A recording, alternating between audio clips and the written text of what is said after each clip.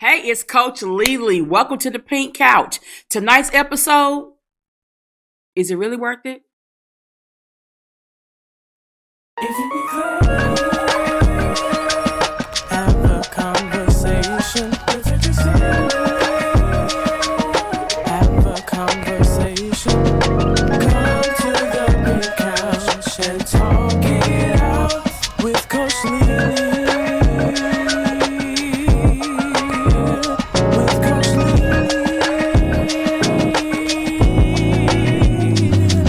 A simple conversation.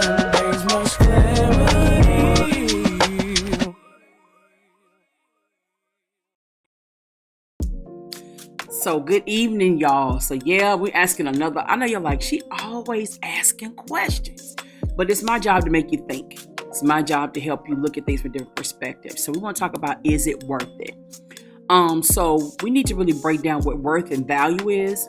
A lot of us are in situations where we are not in situations that bring out our value because people don't know our worth.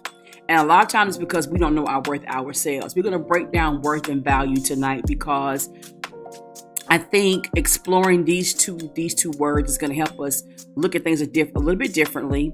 It's going to help us make better decisions, and it's going to help us grow and mature in a different area of our life when it comes to our emotions and our associations. Okay, so let's go to my handy dandy notebook, which you know is the dictionary, because we always going to break down these words with the definition. So, according to Webster's Dictionary, worth is defined. Now, check this out. The number one thing it says was monetary value. I don't like that, but hey, that's in there for a reason. The next one is the equivalent of a specified amount or figure. The value of something measured by its qualities or by the esteem in which it is held. Moral or personal value is as a preposition. It means equal in value to, having assets or income equal to, deserving of. As an adjective, it means estimatable, having monetary or material value. To become. This is all what worth means. Now, why is that significant? The thing that bothers me about this dictionary is because the first thing it talks about is money. And unfortunately, we miss out on great opportunities, great potential spouses, great connections, because we're looking at the monetary value. And a lot of people don't have money, but they have great hearts. They have amazing integrity. They have a good heart. They have a brilliant mind. But we miss out on such amazing partnerships, relationships, opportunities for growth because of money. You think you can't learn from somebody that's not rich?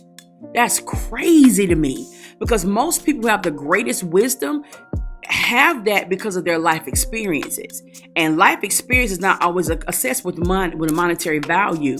And so I wonder how many people we walk by every day and never say hello to, because we look at how they're dressed, look at what they drive, or if they're on the bus. It's amazing because nobody knew. People don't know this, but I used to ride GTA. Yeah. I used to get on the bus and go to work every day. I had to be at the bus at 5 o'clock in the morning. And because I worked in an office, I was dressed to the nines. I had on my heels, I had on my suit. My hair was done. I got my briefcase every morning on GTA, going to work. I didn't have to get on the park bus, get out on 68. I had to do that every day. But people, only one guy tried to holler at me on the bus. Ain't that crazy? Guys would get on the bus, look at me. Now, you on the bus too, but you looking at me sideways, okay? But there was this one guy that actually said good morning to me. We would speak every morning. He was on his way to work. He was a chef, and I was on my way to the bank going to work every day. But so many guys on it, they had on nice gold chains. They had on Air Force Ones. They was all clouded out, but they never said a word to me because I was on the same bus they were on. crazy. And me and that guy ended up talking, had a great relationship, but it just didn't work because I was in ministry and he wasn't really ready to sell out to God like that. So he just kind of let me go, but we're still friends to this day. So, but people look at what you wear and look at what you drive and all this type of stuff and try to say that because you don't have this look, this monetary look, that you have no value. But what is so crazy, there are people who wear name brand clothes and really broke. They have no money. Their money is tied up in their things. And then on top of that, some stuff is not even authentic. It's knockoff stuff, but because it looks like the original. Because it has a look, you start talking to these people, build a relationship with them, find out they're liars, they're scammers. I can't put no cheese on your hamburger, much less bacon. But we really miss out on great stuff because we don't look at the worth of a person. So I really don't like that definition because to me that's a little misleading, but that's how people think. People value your worth based on a monetary value. All right. It says the value of something measured by its qualities or by the esteem in which it is held. So if you hold a crook in high esteem, you think they're valuable. You think they're worth. They have a certain worth. But when you find out they have no integrity, that they lie, that they steal, that they cheat, but they only have worth because you put them there. Let that marinate for a second. Because value is of something measured by its qualities or by the esteem which it is held. So who are you holding in high esteem tonight? As they have so much worth, but they haven't brought anything to your life. They haven't added anything to you. All they do is take and deplete. So is that connection really worth it? Then it goes on to say moral or personal value. There's a lot of people that don't have any morals. They will lie on their mama to get ahead. They will discount their father to get a promotion. They will throw you under the bus. You have helped them with the project. You have made the investment and everything, and they will take all the credit and throw you under the bus like you're nothing. Is it really worth it? We're investing our time, our talents, and our treasures in things that have absolutely no worth. But the only reason why they are appear as worthy because we esteem them there. Remember I know y'all tired of me saying it every episode. I know a Coach Lele, the first episode was full of steam ahead. But there's a reason for that. Because our esteem is helping crooks be rich. Our esteem is helping people who are charlatans and shysters look like they are politician worthy or leadership worthy because of how we esteem them. So we really got to check that out. All right. So then it says, having assets or income equal to. All right. So you think that this guy is worth it. You're skipping class. You're not doing your homework. You on the phone all night. You texting all night. And you think this guy got it going on. But where are his assets? Is he making the same grades you're making? Yeah, I'm talking to young people now. Is he making the same grades you're making? Does he or she want to go to college? Do they have anything going for them other than their looks? Do they brush their teeth every day? Do they got good hygiene? Because you look at the facial features, look at their teeth. When you hug them, do you smell them behind their ears if it's clean or if it's sour? You know what I'm saying? We really are just looking at aesthetics. And we're not having the right conversations. We're not digging into. So now you wasted a whole semester with this girl or with this boy. Your grades are slipping. You're missing your assignments, all type of stuff. And now they done moved on to somebody. They're talking to somebody else the next semester. Do you understand what I'm saying? We really got to just work. What does worth really mean? And do you have any worth of your own where you say this is something I just will not tolerate? I have deal breakers. I don't like smokers. I don't like them. I don't want to smell it. I don't want it in my clothes. I don't want it in my car. I could not date a smoker. I couldn't. I tried it. I tried it. I couldn't stand it. Made me upset. And because I let my standards down, I got something I did not want. And so we really have to ask ourselves, what are really our standards? Do you have any?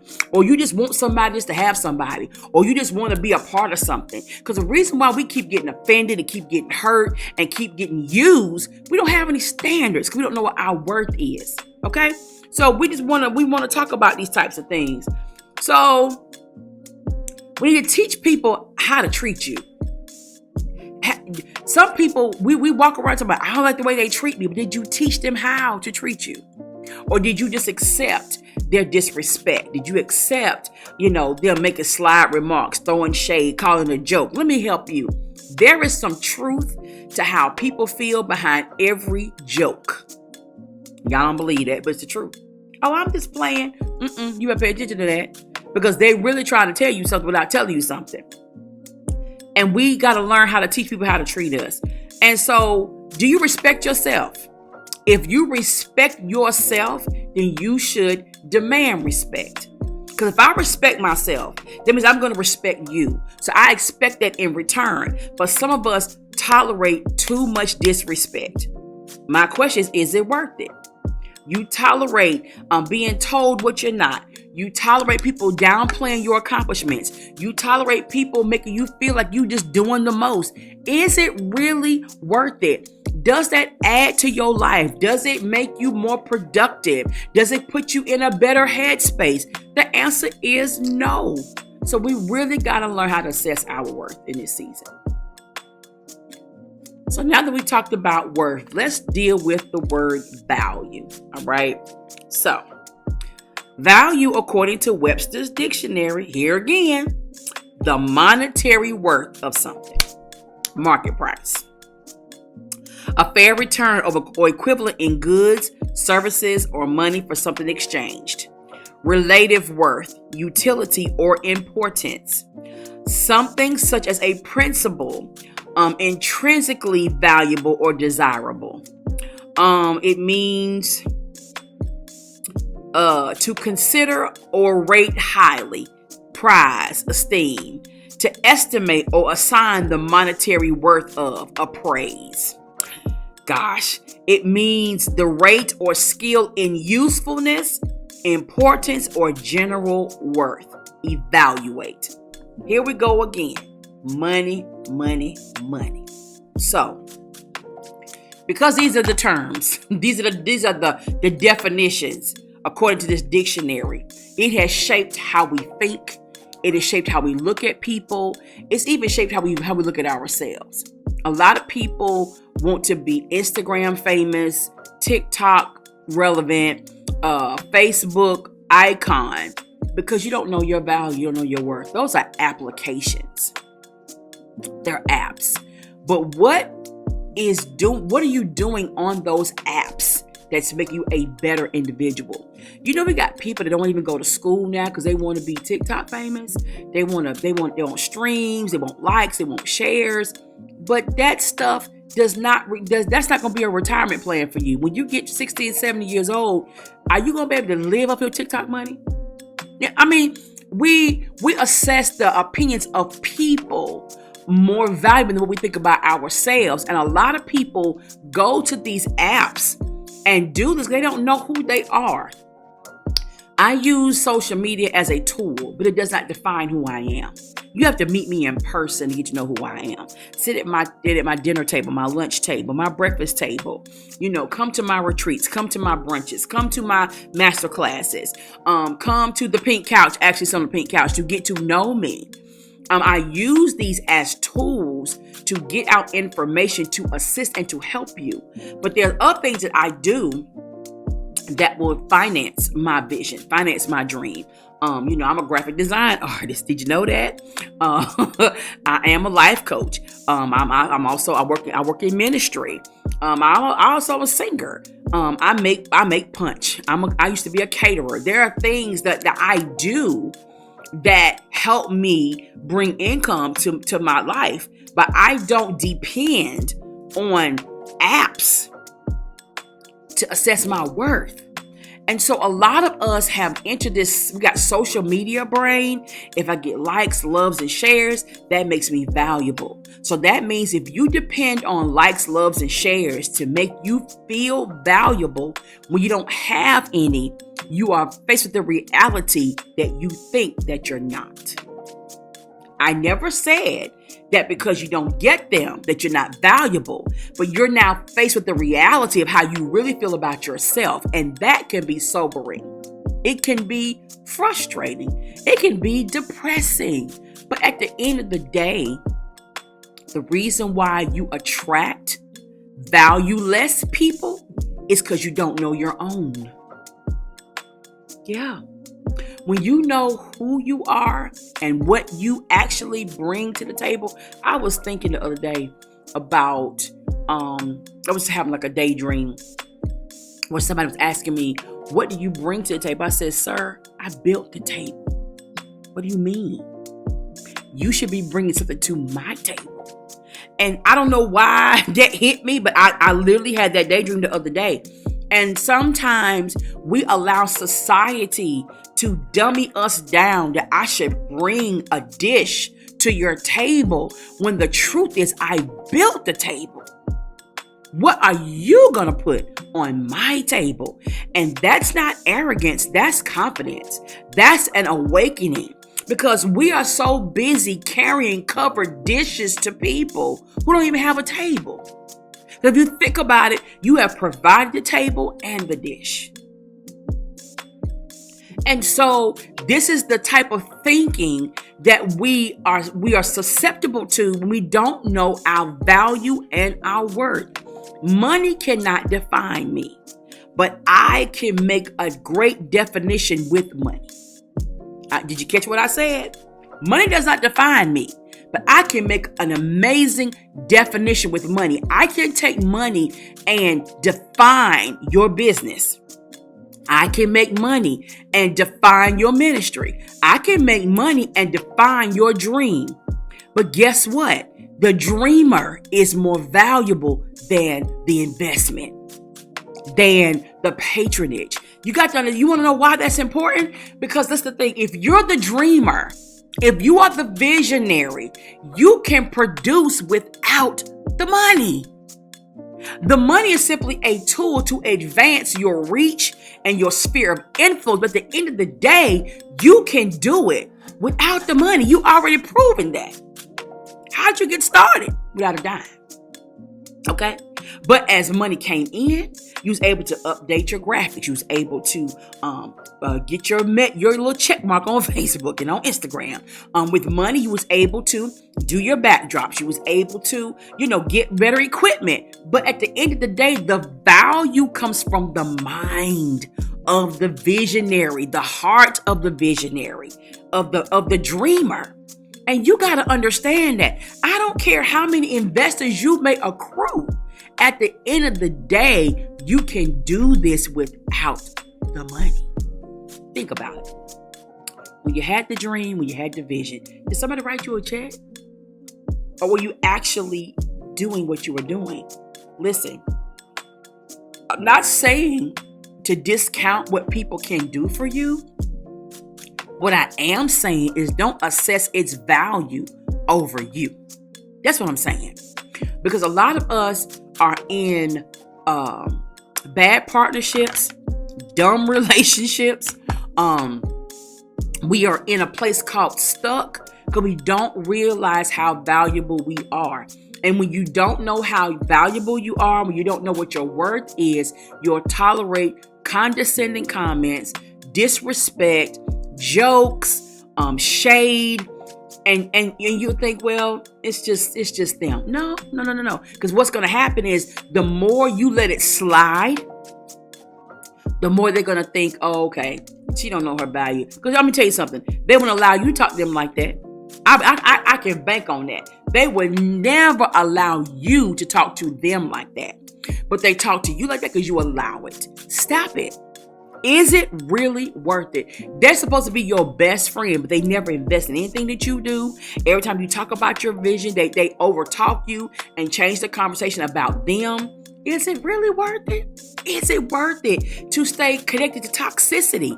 Is it worth it to stay married to somebody who don't even see you? They just want you to keep paying their bills. They just want you to keep giving them what they want, but they don't care about your growth, your expansion. We really got to take a look at what we have around us. And what happens is, because we have been around and subject ourselves to so much toxicity, we become toxic. Yeah, we become the things we hate because we tolerated it for people that we thought we loved. We tolerated people that we thought we liked. And so we really have to set a new gauge, set some new boundaries, reflect, get those labels off of you. They told you that you can't do it, that's not going to work. You're not smart enough. You don't have enough money. This, and the third. Isn't it crazy that people that tell you don't have enough money to start it could actually give you the money to start it, but they don't? So that tells you they're not a friend. They're not a team player. They don't really value who you are. They're not willing to invest in what you're doing. Because this is the thing. We go to Korean shops every week to get our nails done. But we don't support somebody in our neighborhood, in our ethnicity, or in our race, if you want to call it that. Let's do the same thing. So we value, because they've been doing it a long time. We're not willing to invest in somebody who's just getting started, who wants to do it from a different ethnicity. Isn't that crazy? So it's like we don't really value our friends. Let me tell you something. Every person that I'm connected to has ever had a single or an album, I have purchased it. I didn't stream it through my Apple Music. No, I went to the Apple Store, to iTunes, and purchased it because I believe in what they're doing. And even though people are okay with streams, but don't you value your friend, your wife, your husband enough to actually purchase what they put out? Come on. We're calling people our friends and our boos and our loves, but we're not making this sacrifice of investment. And it's sad that artists have to settle for streams because nobody will make a purchase. That's crazy to me. But you give somebody you don't know $1,500 to sit in a theater, to sit in an auditorium, let them scream for 2 and 3 hours. But your best friend, you haven't bought their album yet. You haven't bought their EP. You haven't bought their single yet. You haven't even encouraged them to have a listening party or throw them a listening party. I mean, I'm just talking about a value and worth. When you value people, you make the investment in them. You show them that you care. And the thing is, a lot of people expect it, but they never give it. And so we really got to break down worth and value and ask ourselves, what I'm connected to, is it really worth it? So I know I've given you a lot to think about. But do you know that a diamond's worth is based on its cut and its clarity? Whether you believe it or not, you're a diamond in the rough. Diamonds are found in coal mines. They have to dig through black soot and coal to find them. And then once they get them out of the coal mines, they clean them off and they put them under pressure and they begin to cut them. And they begin to see how clear they are. And do you understand that everything that you're going through in life is to cut you, to make you clear? The breakup was a cut. The abandonment was a cut. The disappointment was a cut. The rejection was a cut. The disrespect was a cut. But after all of those cuts, you should be clear on who you are and where you're going. And that's where your value comes from. There's a scripture in the Bible that says all things, it's Romans 8:28. All things work together for the good of them that love God and are called according to his purpose. The A clause says all things, and we know all things work together. Even though we talked about the things that have made us demean our value in our minds and our worth, it still works to your advantage. No one sees clearer than after a breakup. Because when you're in the situation, you don't notice the lazy eye, you don't notice the crooked teeth, you don't notice the bad breath, you don't notice the shabby dressing until you break up, till you've been cut. And all of a sudden you can see clear. It's clear as day. But there's a cloud there. We don't know your value when you don't know your worth. You're being cut for a reason. But you should be clear on who you are and where you're going. And you should be okay with setting boundaries, making adjustments based on how you value yourself. There's just certain things I'm not tolerating anymore. I used to be a chronic people pleaser. I wanted everybody to be happy. It didn't matter what I had to do. I would go completely out of my way to make sure that people were happy. But those same people did not care about my happiness. And you want to know why? Because I taught them that their happiness took precedence over mine. Because I kept sacrificing. I kept giving. I kept lending. I kept going above and beyond. I kept inconveniencing myself to help them get to a place called there. And when they got there, they didn't say, thank you, Alicia. Thank you, Dee Dee. Thank you, Lele. Thank you, Apostle. They went on about their business. And so now, so then it was like, okay, I have nobody to please. And now I'm faced with the reality, I'm not.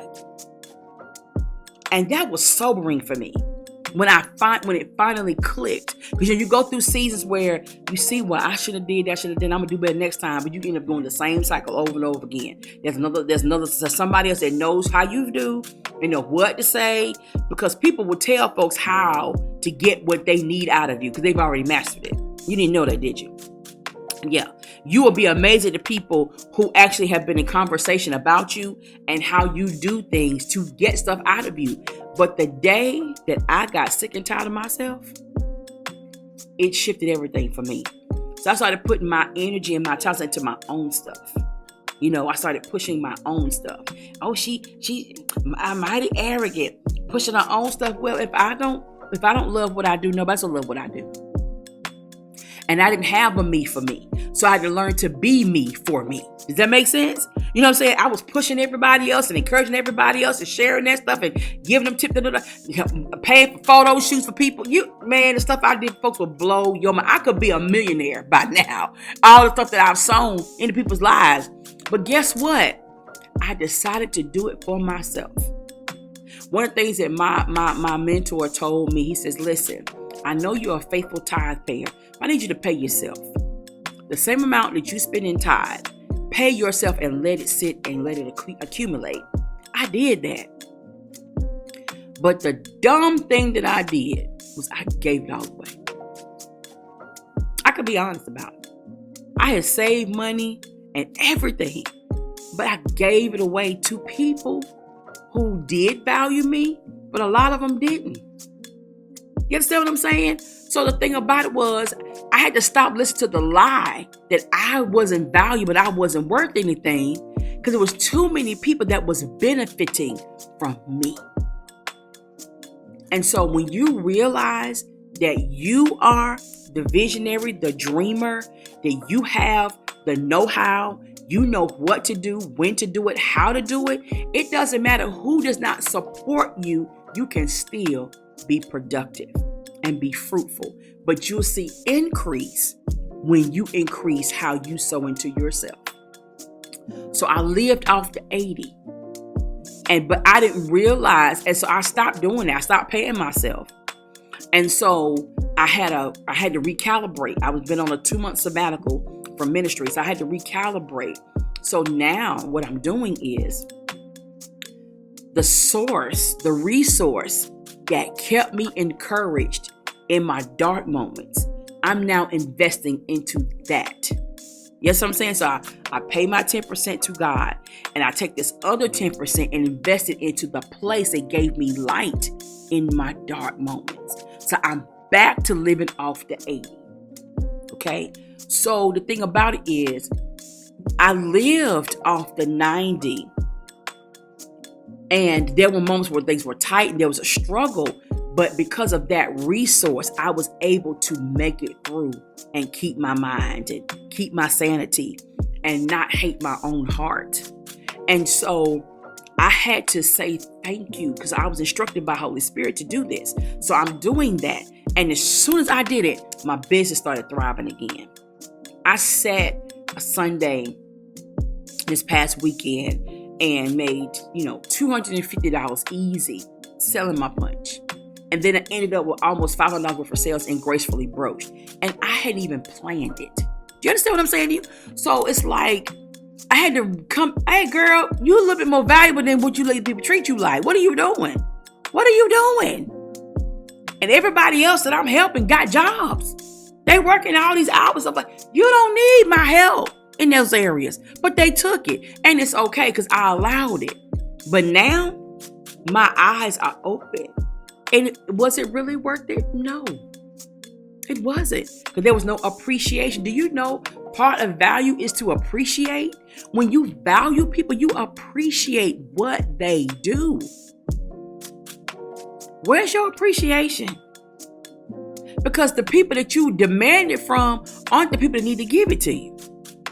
And so what we do is we don't stand up to the people that mishandled us. We abuse the people that don't. Because they do one thing. And so we take a 5 years of disrespect from somebody else and put it on the person that did one thing that we just didn't like. That's not fair.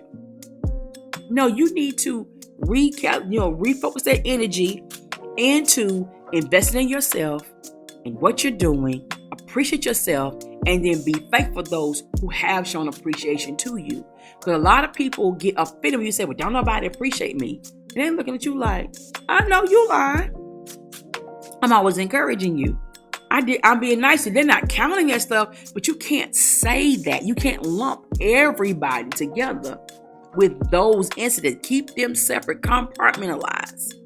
But at the end of the day, when you learn to value yourself, and when you assess your own worth, you will make better decisions. So listen, beloved, take a moment this week and assess everything around you. Every relationship, partnership, connection, everything. And ask yourself, is it worth it? Is this worth me continuing? Is this worth me investing? Is this worth me staying connected to? Ask yourself the hard question. And then after you do that, look at yourself the right way. Look at everything you bring to the table. Look at the fact you built the table. And then make the adjustment. All right? I believe in you. Yes, if I can do it for me, you can do it for you. So listen, thank you for joining me on the Pink Couch tonight. I am Coach Lele. I love you guys so much. And remember, you have value and you have worth. You're the brains behind the vision. You're the heart behind the passion. So make the adjustment. See you next week.